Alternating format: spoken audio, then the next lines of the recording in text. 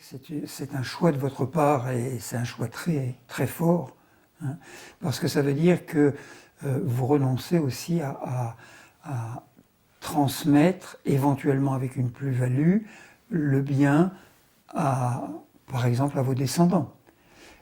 Donc c'est renoncer aussi à la spéculation sur les terres et sur les bâtiments, qui est très très fort et qui a un impact immense sur l'économie qu'on devrait essayer de mesurer.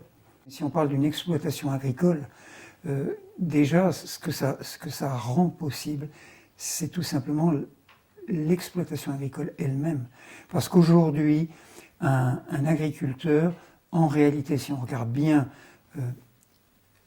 le salaire, entre guillemets, qu'il retire de son exploitation ne lui permet pas de vivre, notamment parce que il doit payer le foncier et le bâti. Ça met la barre trop haut et bien des agriculteurs renoncent à cause des charges que ça entraîne. Et aujourd'hui, on se retrouve face à une crise de la transmission d'exploitation. Il y a tout simplement des exploitations agricoles qui doivent s'arrêter et après la terre va être confiée à d'autres, mais l'exploitation elle-même va être démembrée.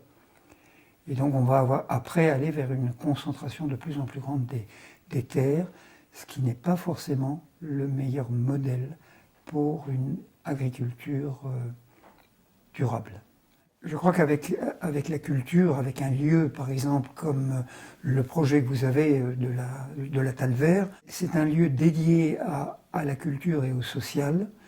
Et là, on est encore moins dans la propriété privée, on est encore plus dans quelque chose qui a une action sociale, une action culturelle, donc une action qui s'adresse à l'ensemble de la société. Et ça, c'est un grand besoin qu'il existe des organismes libres par rapport à des organismes officiels pour que puisse se développer une culture où des nouvelles initiatives, des nouvelles impulsions puissent trouver leur place.